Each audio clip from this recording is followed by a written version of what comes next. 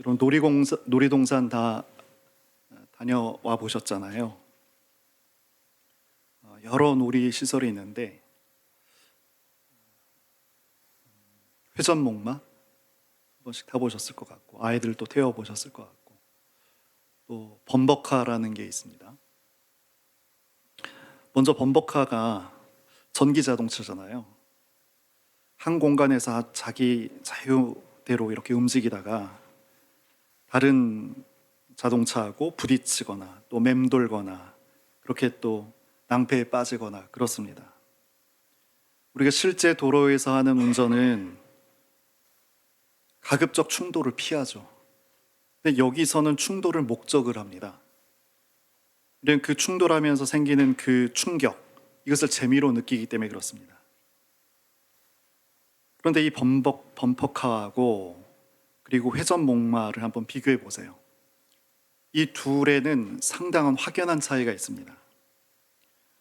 범퍼카는 수십 대가 각자의 중심을 갖고 충돌하면서 움직입니다.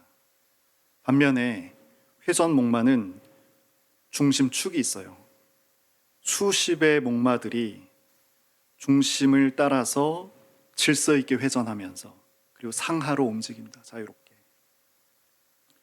오늘날 우리 현대인들이 법의 테두리 안에서 질서 있게 살아갑니다. 세금도 내고 교통신호도 지키고 또 회사에서 또 학교에서 정해진 시간에 공부도 하고 일도 합니다.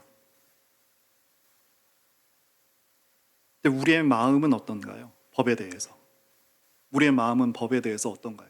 보이지 않는 우리 마음은. 신호등 앞에 몸은 서 있습니다. 그러나 마음은 이미 길을 건널 수 있습니다. 몸은 도둑질하지 않습니다. 하지만 우리 마음은 거짓말도 살인도 합니다. 우리 마음은 범퍼카처럼 그렇게 충돌을 일으키며 살아가거든요. 그래서 한시도 우리 마음이 편할 날이 없어요. 무엇인가 계속 부딪히면서 갈등하고 걱정하고 고민하고 원망합니다. 반면에 우리 삶이 회전목마처럼 하나의 중심축을 갖고 있다고 생각해 보세요. 나, 그리고 가족, 내 일, 그리고 모든 내가 감당해야 할 것들, 이러한 것들이 다 하나의 중심축을 따라서 질서 있게 돌아간다면 굴곡은 있을 수 있어요. 하지만 갈등과 원망과 충돌은 없게 됩니다. 그런데 범퍼카처럼 우리 마음이 마음과 부딪히고 또 사랑과 부딪히고 일로 부딪히고 갈등한다면 끊임없이 쉼없이 복잡함 속에서 우린 살아갈 수밖에 없습니다. 우리가 37장 우리 1에서 9절까지만 읽었는데 37장 전체를 보면 굉장히 딱딱하고 건조한 내용입니다. 간략히 말씀드리면 이거예요. 성막에 성소와 지성소가 있죠. 그 성소와 지성소 안에 들어가는 5가지 기물에 대해서 말씀합니다. 우리가 읽은 1절에서 9절은 성소, 그러니까 법궤와 속죄소가 있고, 그리고 성소에는, 제가 지성소라고 했나요? 성소라고 했나요? 지성소에는 법궤와 속죄소가 있고, 그리고 성소에는 진설병상이 있고, 또 등대가 있고, 또 분향단 게 있습니다. 5가지가 있습니다. 가만히 보세요. 하나님께서 천지를 지으셨어요. 그런 하나님께서 지금 무엇을 하고 계신 건가요? 법궤의 크기를 규빗으로 됐는데 그것을 미터로 환산하면 가로 세로 높이가 가로는 114cm고 1m 조금 되고 세로 높이는 68cm입니다. 이 작은 나무 상자에 대해서 온 우주와 천지를 지으신 하나님께서 말씀하고 계세요. 어떻게 보면 정말 미미한 치수지요. 하나님께 지구의 대양을 만드시고 산맥을 만드신 하나님께서 정말 나무 상자도 같은 그것에 대해서 지금 구체적인 그 치수에 대해서 말씀하세요. 근데 이 법궤 안에는 무엇이 있나요? 말이 있습니다. 말씀이 있어요. 다른 종교는 어때요? 그 우상의 형상을 모시죠. 소위 종교라고 하는 그것을 다 한번 보십시오. 경전의 종교는 이슬람교하고 또 기독교밖에 없죠. 경전의 종교는.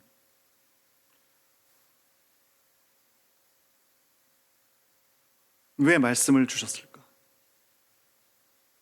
이 말씀을 통해서 우리 삶의 중심축을 만들어 주시고자 함입니다. 우리는 하나님과 달라서 마땅하게도 작은 일에 신경 써야 살아가야 하는 존재입니다. 이 인생에, 이런 인생에 작은 것에 늘 고민하면서 매달려서 사는 우리들에게 중심축을 만들어 주시는 것이 바로 이 성막입니다. 중심축이 우리 인생에 있어야 우리 삶이 범퍼카처럼 충돌하지 않습니다.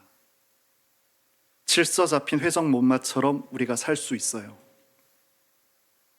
무엇을 위해서? 부딪힘 없는 그 평강의 삶, 샬롬의 삶을 살 수 있죠.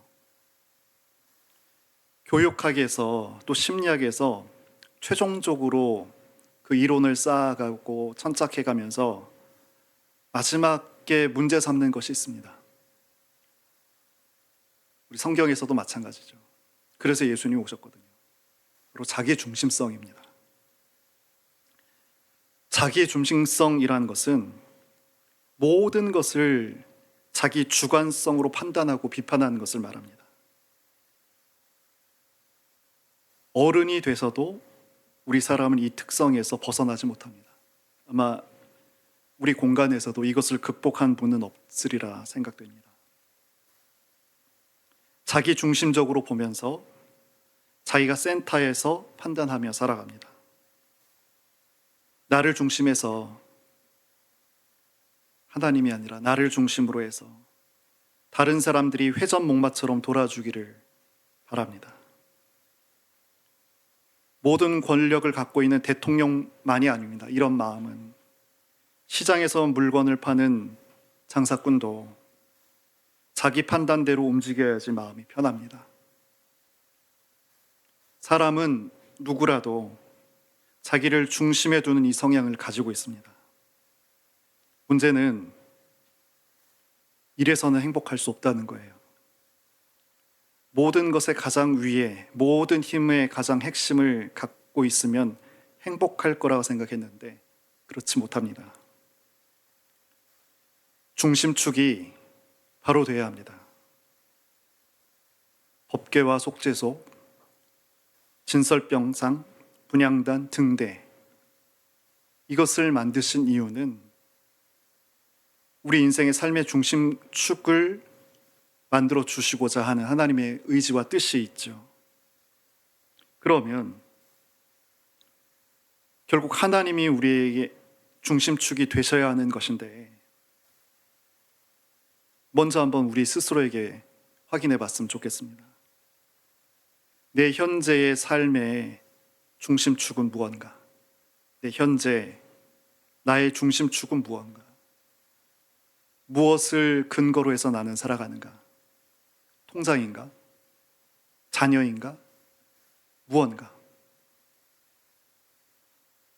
하나님이 중심이 되시려면 하나님의 말, 하나님의 말씀이 있어야 됩니다. 실제로 우리 삶의 모든 영역, 순간을 어때요? 다 말로 살아가거든요. 우리의 생각도 말이고, 우리의 판단도 말이고, 우리 행동도 말이에요. 우리의 말이 나타나고 있는 한 나는 여전히 내가 중심이 되어서 있는 거예요. 나의 이 말이 죽어야 합니다. 왜냐하면 내 말을 멈춰야 하나님의 말씀이 들어오기 때문입니다. 그래야 하나님께서 중심에 서실 수 있습니다.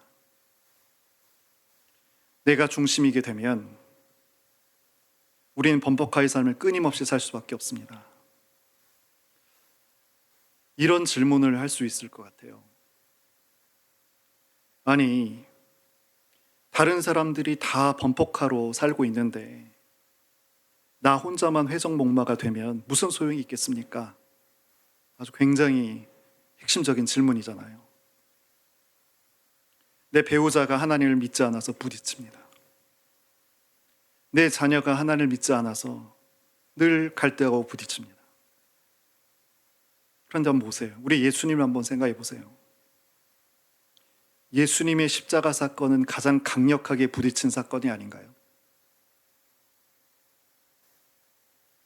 그런데 예수님의 그 일생을 이렇게 되짚어 보면 예수님께서 당신의 말씀을 다 죽이셨어요.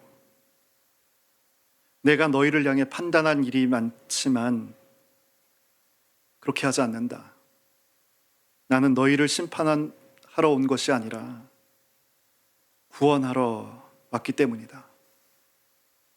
그리고는 하나님의 말씀만 전하셨어요. 그리고 하나님 중심으로만 사셨어요. 그러다가 십자가에 못 박히셨어요.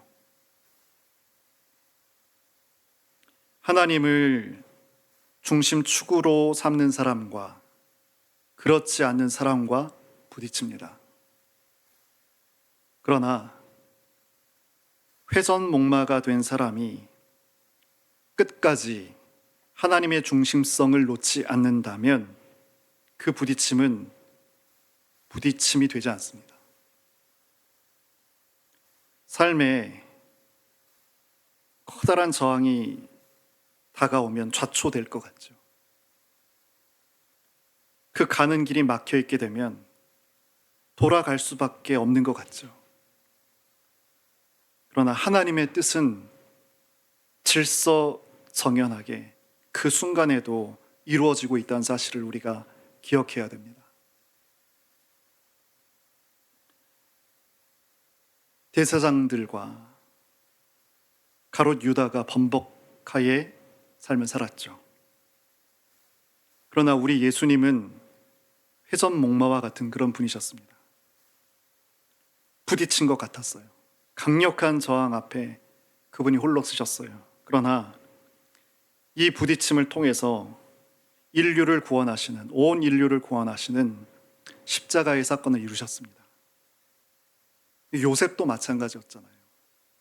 그는 하늘을 보고 살았습니다. 그가 꿈을 꾸었다는 것이 그 증거입니다. 그는 늘 하늘에서 들려오는 말, 그 말씀을 생각하며 살았어요. 형들과 부딪혔죠. 그 형들에 의해서 인신매매가 됐습니다. 그러나 그러는 중에도 끝까지 하나님을 중심으로 붙들었습니다. 혈육인 형들이 자신을 팔아넘긴 일, 이건 너무나 큰 충격이고 충돌이죠. 하지만 이를 통해서 어떤 일을 하나님께서 이루셨어요. 이스라엘 백성들, 다 굶어 죽을 수밖에 없었던 이스라엘 백성들에게 구원을 베푸신 놀라운 역사가 나타납니다. 그렇다면 이제 우리의 질문을 다시 기억해 보면서 우리가 스스로 우리가 신자라면 이렇게 답할 수 있어야 합니다. 다른 사람이 하나님 중심으로 살지 않는다고 탓하지 말자. 내 자신이 먼저 회전목마가 되면 된다. 아울러 아무런 걱정하지 말고 내가 하나님의 중심을 잃지 않고 살아가는 것에 힘쓰자. 이렇게 다짐하는 거예요. 보세요. 이스라엘 백성들 그 진영의 가장 복판에 무엇이 항상 있었어요? 이 법궤, 지성소 안에 법궤가 있었습니다. 그 법궤 안엔 하나님의 말씀이 있죠. 무슨 말씀이에요? 신자의 삶 중심에는 말씀이 항상 머물러 있어야 한다는 거죠. 말씀이 머물러 있어야 합니다. 우리가 세상 일과 걱정으로 밀려나게 되면 우리는 내 중심이 될 수밖에 없습니다. 하나님 중심이 아니라 내 중심이 될 수밖에 없습니다. 그럼 결국 우리도 범퍼카 인생을 살아갈 수밖에 없는 거죠.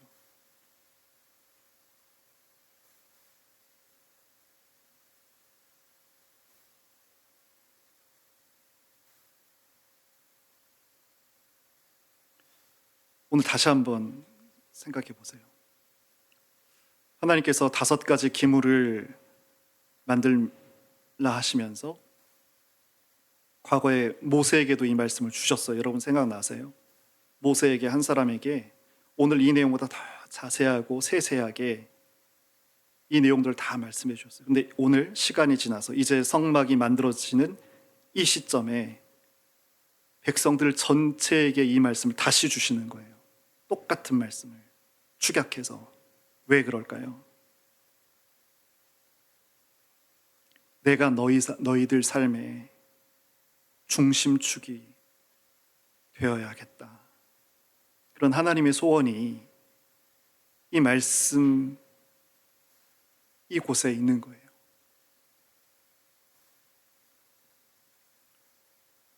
이제 좀 구체적으로 좀 들어가서 말씀을 드리려고 합니다. 나이 70인 사람의 심장은요, 그 70년 동안 26억 번을 박동을 한 거예요. 70년 동안 26억 번. 근데 이것을 한 번도 쉬지 않았습니다. 이 70년의 시간 가운데 1억 8천만 리터의 혈액을 순환시켰어요. 대단한 일이죠. 그럼 이 육체의 심장이 하루 10만 번을 박동한다면 우리 인격의 심장인 마음은 몇 번을 뛰고 있는 걸까요? 여러분 생각해 보셨어요? 우리 마음의 심장은 얼마나 하루를 뛰었을까요? 생각하고 판단하고 느끼고 결심하는 것, 이것이 마음이 움직이는 거거든요. 이것을 심장의 박동처럼 환산한다면 얼마나 될까요? 육체의 심장은 2개의 심방과 2개의 심실로 이루어졌는데 인격의 심장인 우리 마음은 하나의 지성소와 하나의 성소, 이렇게 구성되어 있습니다. 왜냐하면 이 성막은 우리 인간의 마음을 상징하는 것이기 때문에 그렇습니다. 성막은 직사각형의 공간입니다. 그리고 그 위를 4겹의 휘장으로 덮죠. 그리고 그 안은 지성소와 성소로 이렇게, 제가 이미지를 보여드릴까 보다 이 글을 집중해서 듣는 것이 더 효과가 있을 것 같아서 조금 어렵지만 오히려 더 집중할 수 있습니다. 근데 이 성막 안이 사실 거의 비어 있어요. 이 성막에 기물이 5가지밖에 없죠. 나머지 절대 공간은 다 비어 있어요. 채우기 위함이에요. 이 성막이 마음이라는 것을 여러분 계속 기억해 보세요. 이런 그릇도요, 담기 위해 비어 있습니다. 우리 마음도 성막처럼 비어 있게 하셨거든요. 이 마음으로 무언가를 담게 하기 위해서 그렇게 하셨어요. 먼저 지성소를 크게 얘기하고 성소를 말씀드리고 5가지를 짧게 말씀을 좀 드리겠습니다. 지성소 기억해 보세요. 이것은 생명의 자리입니다. 법궤와 속죄소가 있는 이 지성소는 무슨 자리요? 생명의 자리입니다. 생명의 자리. 잠언 4장 23절에 잘 들어보시죠. 모든 지킬 만한 것 중에 더욱 내 마음을 지키라. 지킬 여러 가지 것들 있는데 그 중에서 가장 우선해서 마음을 지키라고 해요. 왜냐하면 생명의 근원이 이 마음에서 남이니라. 히브리서 성경은 훨씬 더 분명하게 말해요. 생명의 근원이 이에서 남이니라. 무슨 말인지 모르겠잖아요. 모호함이 없습니다. 생명이 흘러나기 때문이다. 우리가 마음을 지켜야 하는 것은 거기서 생명이 흘러나기 때문이다라는 거예요. 우리가 마음의 생명 현상을 어떻게 느껴요? 만족하면서, 기뻐하면서, 행복해하면서 이것을 우리의 마음의 생명의 현상으로 느낍니다. 반대급부도요. 생명이 흘러나온 겁니다. 만족 대신 불만으로, 기쁨 대신 슬픔과 걱정으로, 행복 대신 불행으로. 이것이 우리 가운데서 흘러나오는 것. 그건 여전히 내 마음이 생명 현상을 지금 하고 있다는 거예요. 이렇게 생명이 흘러나오는 곳이기 때문에 우린 마음을 지켜야 됩니다. 이 지성소가 비어 있다고 했습니다. 왜? 여기에 생명을 담아야 하기 때문에 그렇습니다. 생명은 뭐냐면 나에게 기쁨의 이유가 되고 내가 살아야 하는 이유이고 나를 움직이게 하는 이유입니다. 그게 생명이에요, 나에게. 이 생명이 우리 마음의 이 지성소에 담기는 거예요. 나에게 첫 번째로 좋아하는 것, 내가 첫 번째로 사랑하는 것, 나의 모든 이유이고 나를 뛰게 하고 나를 살게 하는 그것. 지성소는 생명의 자리입니다. 그럼 그 휘장으로 공간이 나눠져서 바로 앞에 있는 지성소는 무슨 자리냐면 활동의 자리입니다. 활동의 자리. 지성소는 첫 번째 사랑의 대상을 담는 곳이고요. 성소는 우리 인간의 지정의 활동이 일어나는 곳입니다. 지는 판단하고 생각하고 추리하고 분석하는 것이 지입니다. 정은 희노애락의 느낌이고 감정입니다. 의는 결심하고 결단하고 계획하는 겁니다. 이런 지정의 활동이 일어나는 것이 성소예요. 사람들을 다 한번 보세요. 앞뒤 옆에 사람들을 한번 생각해 보세요. 이 지정의 능력은 대동소이하게 활동하고 있습니다. 우리 마음에서. 근데 어떻게 달라지냐? 그 안에, 성소 더 안에, 지성소에서 그 지성소 안에 무엇이 들어와 있는가에 따라서 이 마음의 활동이 달라지는 거예요. 안에 있는 것이 그 안에 있는 것과 가까워지면 어떻게 돼요? 내 지정이, 느낌, 의지 활동이 점점 강해집니다. 그러나 이 안에 있는 것과 멀어지게 된다면 그 느낌, 의지 활동이 약해지는 것, 이렇게 달라지는 거예요. 그러니까 우리가 첫 번째로 사랑해서 우리 마음의 지성소에 들여놓은 그것에 따라서 우리 마음의 활동이 달라집니다. 그래서 마음을 지켜야 됩니다. 우린 첫 번째 사랑을 그래서 잘 선택할 줄 알아야 됩니다. 우리 믿는 자는 이 첫 번째 사랑을 잘 선택해야 됩니다. 예수님께서 이렇게 말씀해 주셨어요. 마가복음 10장 29절에서 나 예수님이시죠. 나와 복음을 위하여 집이나 형제나 자매나 어머니나 아버지나 자식이나 전토를 버린 자는 나와 복음을 위해서.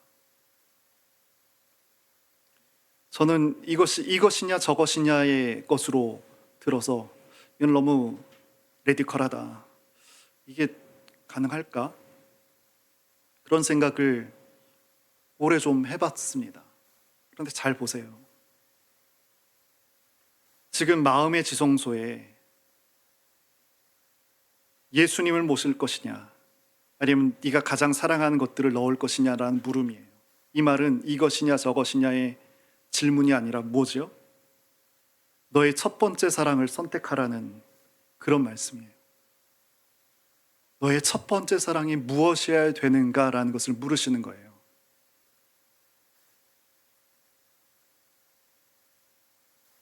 한마디로 하면 이겁니다. 당신, 주님께서 우리의 마음속에 그 지성소에 들어가지 않으면 너의 믿음은 믿음이 아니라는 거예요. 우리의 믿음은 믿음이 아닌 거예요. 우리 지성소에 현재 그 첫 번째 선택된 사랑이 주님이 아니시라면 우리의 믿음은 믿음이 아니라는 거예요. 그러나 다른 종교는 그렇지 않습니다. 예를 들어서 나의 첫 번째 사랑으로 돈을 지성소에 넣고 종교를 믿는 것이 유리하겠다 싶어서 그래서 그 종교를 따르는 거죠. 여러분 어떠십니까? 나는 기독교인입니다 말할 때 여러분 어떤 이유로 내가 기독교임을 그렇게 말씀하시고 있나요? 자, 이제 하나씩 5가지에 대해서 빠르게 말씀을 드리려고 합니다. 법궤 안에는 10계명 돌판이 들어있죠. 말씀입니다. 그러니까 우리 믿는 자는 어떤 사람이냐면 가장 마음속 깊은 그곳에 말씀을 들여놓은 사람인 거예요. 말씀이 새겨진 돌판이 법궤에 있다. 이건 뭘 말씀하는 거예요? 말씀하시는 하나님, 그 하나님의 인격을 우리가 생각해 볼 수 있습니다. 제가 예전에 책을 읽을 때에는 그 책이 주는 정보, 지식 이런 것을 중점으로 봤었어요. 근데 요즘은 제 평생 성경을 읽고 또 성경을 잘 이해하기 위해서 한 것이 글을 읽는 거잖아요. 하루에도 여러 시간을 글을 읽습니다. 그게 제 인생이었는데 글을 읽다 보니까 왜 이 단어를 썼을까? 왜 이렇게 표현할 수 있었는데 그 표현을 삭제하고 비끼면서 이런 단어와 이런 문장에서 이런 위치에 이렇게 썼을까? 그걸 이렇게 보면서 한 번도 그 저자와 만나지 못했지만 그 저자의 인격을 느낄 수 있게 되는 거예요. 이 사람이 이런 사람이구나. 이런 인생을 걸어왔겠구나. 한 번도 그가 어떻게 살아왔던 라이프 스토리를 듣지 않았었는데도 그 말 가운데 인격이 느껴지는 거예요. 하나님께서는 형상이 아니라 말씀으로 오셨습니다. 우리가 예수님을 믿는다는 것도 그 말씀이신 그분께서 육신으로 오신 그분을 우리가 믿잖아요. 그 말씀이신 그분을 우리 마음에 들여놓는 거거든요. 간단하게만 말씀드립니다. 그리고 속죄소 6절에 보세요. 속죄소 1절에는 궤, 지금 법궤를 말씀드렸고 6절 순금으로 속죄소를 만들었으니 이 속죄소는 그 법궤의 뚜껑이라고 했습니다. 그래서 그 유명한 이름은 영어로 멀시쉿, 시은 자, 은혜의 자리라고 하지만 사실은 여기 이 37장 6절에 보면 어토먼트 커버라고 되어 있습니다. 속죄의 뚜껑, 이 말이 훨씬 맞죠. 왜 법궤의 뚜껑을 속죄소라고 하는가? 속죄소라는 것보다는 속죄의 뚜껑이라고 하는 게 더 맞는 말인데 우리 죄가 성립하는 포인트가 바로 이 지성소이기 때문에 그렇습니다. 내 마음의 심장인 지성소잖아요. 거기 지금 법궤가 있고 말씀이 있고 그 말씀을 덮는 그 뚜껑. 그러니까 이 마음의 지성소에 하나님 말고 다른 것이 있는 것이 죄이기 때문에 그렇습니다. 확인해 보셔야 됩니다. 지금 우리 인간의 죄를 성립하는 그 포인트가 지점이 뭐냐면 그것을 지금 하나님께서 지금 가르치시는 거예요. 내가 있는가 없는가. 우리 마음 가장 깊은 곳에 하나님의 인격이 있는 이곳에 당신이 있는가 없는가. 만일 하나님이 있어야 될 이 마음의 지성소에 첫 번째 사랑으로서 돈이 있게 된다면 이제 마음의 성소는 활동한다고 그랬잖아요. 이 성소에서 일어나는 모든 우리 마음의 활동은 어떤 것이냐면 다 그것에 종속되게 되어 있습니다. 이 마음의 지성소에 담은 것을 바꾸기 전에는 우리 손끝마다 발끝마다 다 죄가 되는 거예요. 하나님이 아니시기 때문에. 그러나 우리가 두려워하지 말 것은 이제 끝인가? 이게 아니라 지금 현재를 보세요. 지금 이 말씀을 듣고 있는 성막을 지어야 하는 이 하나님의 백성들을 보세요. 이들은 지금 마음에 다른 것을 담고 있어요. 직전까지도 애굽에서 430년 종살이면서 품었던 그 우상 10가지를 다 품고 있었고, 하나님께서 매일 기적을 베푸셨지만 나의 중심성이 하나님께로 옮겨가지 않았기 때문에 늘 원망과 불평을 했었잖아요. 근데 하나님께서 어떻게 하셨어요? 그들을 선민으로 모으셨고, 이제 이 성막, 왜 성막을 지으세요? 우리 마음을 그렇게 지으라는 거예요. 그렇게 우리의 마음을 그렇게 하나님을 향해서 간직하고 간수하고 꾸미고 지키라는 거예요. 그것을 아까도 말씀드렸지만 모세를 통해서 이미 다 말씀해 주셨는데도 또 재차 말씀해 주신 거죠. 자, 이제 성소 3가지입니다. 첫 번째는 진설병입니다. 여기 10절에 그가 또 조각목으로 상을, 떡상이라고도 하죠. 6개씩 6개씩 떡 6가지를 세우는 그 진설병. 떡은 먹고 배부른 거잖아요. 밥이 그렇죠, 밥이. 지성소에 무엇을 들여놓았느냐에 따라서 우리 마음의 진정한 배부름이 결정이 됩니다. 만약 우리 마음의 지성소에 성공을 넣었다면 성공이 우리에게 나의 현실로 주어져야만 만족이 일어나게 됩니다. 그래서 그 만족을 위해 이제 나의 모든 생각과 판단과 행동을 하기 시작합니다. 우리 인간 삶은 단순합니다. 내 마음의 지성소에 들여놓은 것이 현실로 주어져서 그것이 잘 되느냐, 그렇지 않느냐, 만족되냐, 만족지 않느냐, 이것이 우리 인생을 이끌어가는 거예요. 지성소에 돈을 넣으면요, 아침부터 저녁까지 돈 벌려고 뛰어다닙니다. 여기에 내 자녀를 넣으면요, 자녀 양육에 모든 시간을, 모든 기회를 다 쏟습니다. 그렇다면 신자는 그러한 마음의 지성소에 하나님을 모신 자들인데 이들은 어떻게 하나님으로 배불러질까요? 저절로 배불러지나요? 하나님만 모시면 저절로 배불러질까요? 예수님을 바라본 시간과 비례하게 됩니다. 여러분, 하나님으로 충만해 주고 싶으세요?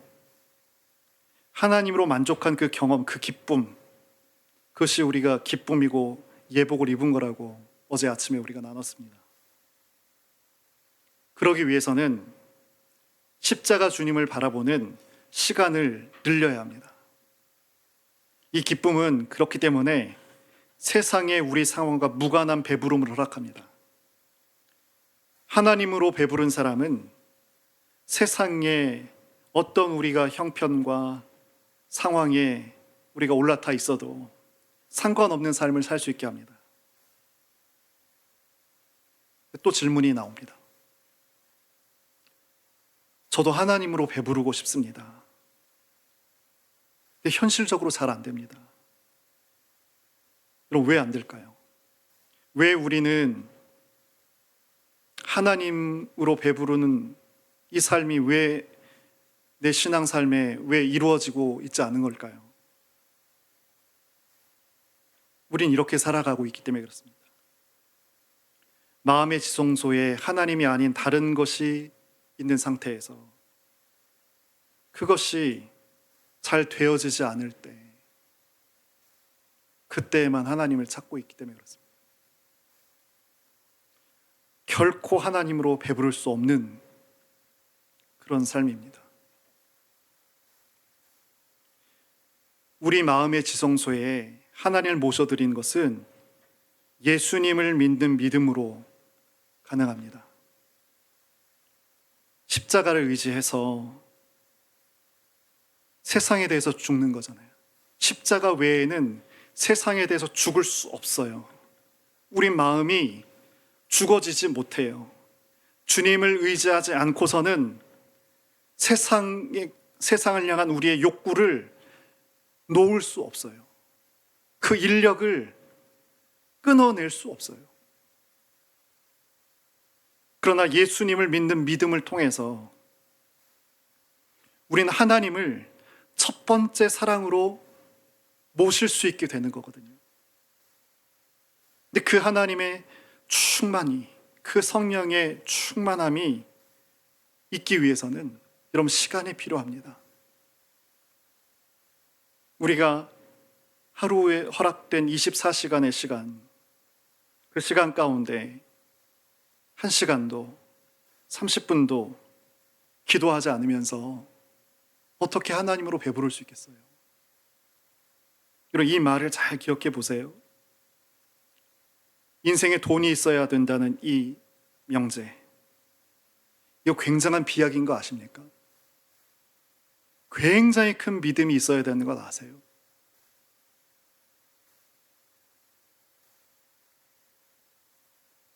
십자가 복음만 있어도 된다는 것도 굉장히 큰 비약이고 굉장히 큰 믿음이 필요합니다. 근데 우리는 돈에 대해서는 굉장히 사실처럼 갖고 있잖아요. 비약이고 믿음으로 받는 것인데,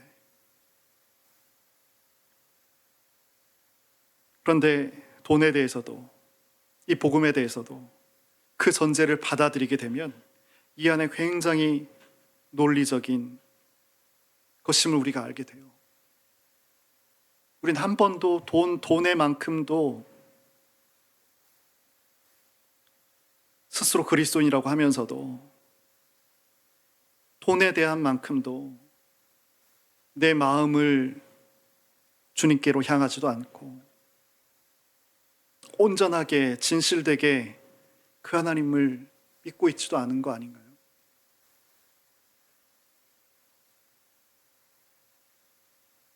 진심으로 하나님 말씀을 경청하게 되면 이 말씀에 우리가 깊이 있게 반응되어지는 그런 삶을 살게 됩니다. 우리가 배부르지 않은 것은요, 먹지 않았기 때문에 그렇습니다.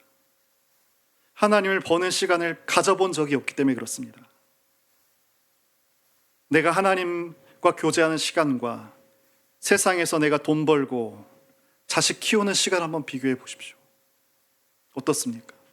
어떤 날은 1분 1초도 하나님을 가져본 적이 없어요. 이런 내게 하나님의 배부름이 없는 건 당연하죠.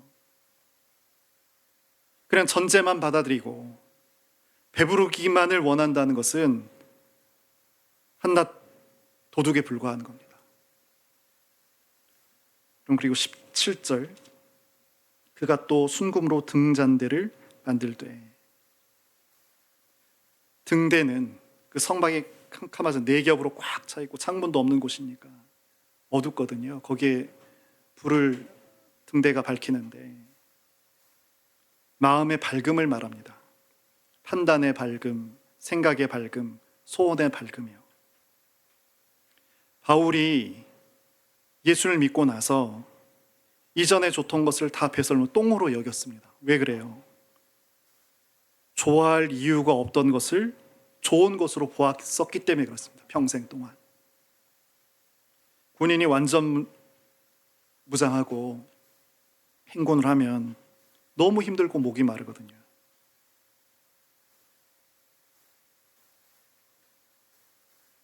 이 확인되지 않은 그 개울물도 마시고 싶단 말이에요.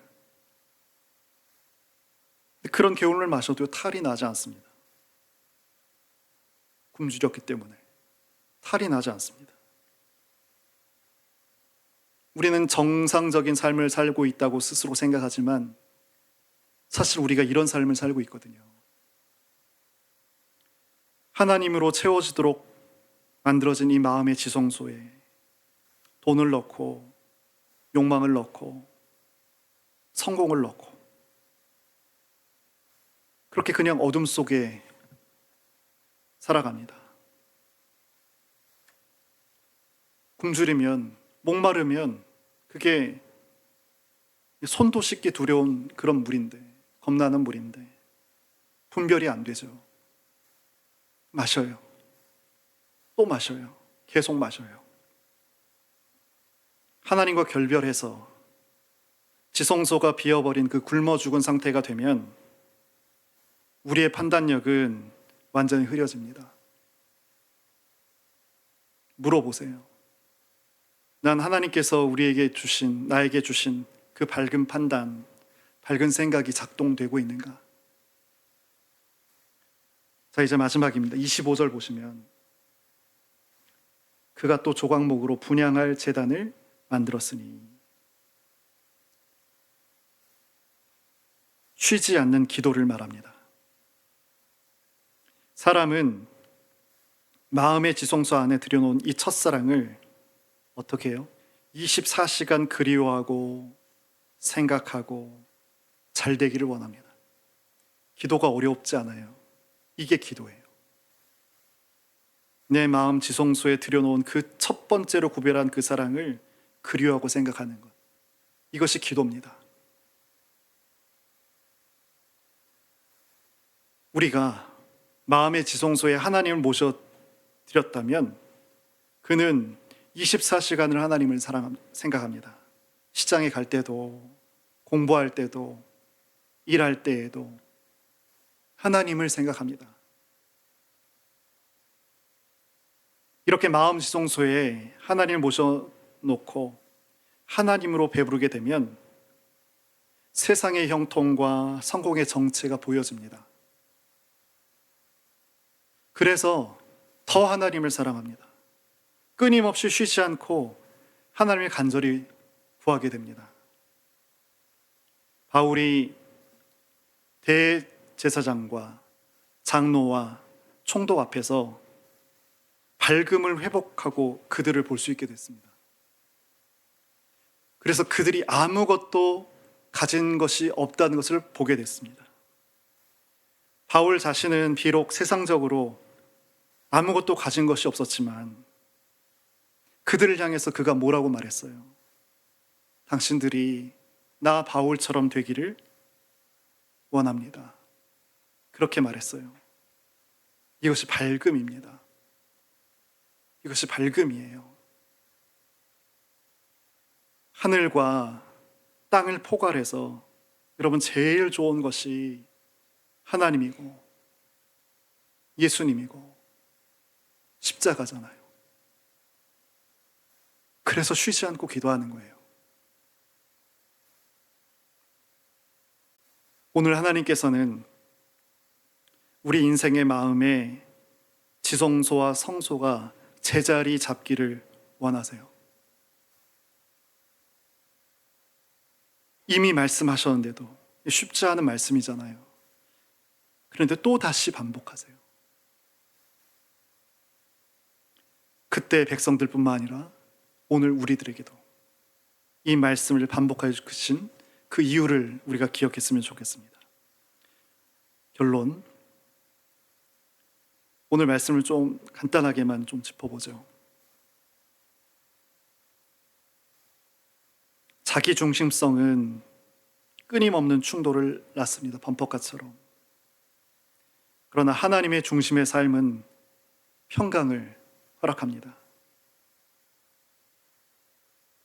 말씀을 보관한 법궤, 우리 마음의 가장 깊은 그곳에 이 말씀, 하나님께서 우리 삶의 중심축이 되어야 함을 밝히셨던 이 사실을 우리가 기억해야 합니다.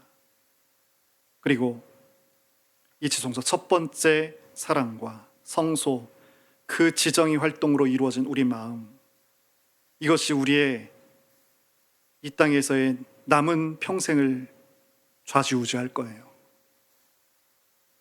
이 부분을 오늘 꼭 기억하면서, 그리고 남은 한 해 25년 동안 이 내용을 야곱이 씨름했던 것처럼 이 부분을 여러분 확인하셔야 돼요. 끝으로 하나님을 지성소에 모시고 그리고 십자가를 바라보는 그 시간이, 절대의 시간이 하나님으로 배부르는 그 배부름 얻는 길이다. 오늘 짧게 같이 이렇게 기도해 봤으면 좋겠습니다.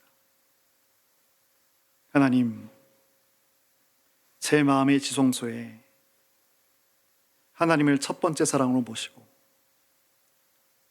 십자가를 바라보면서 밝음을 회복하여 주님만으로 배부른 삶을 살게 하옵소서. 잠시만 같이 기도하겠습니다.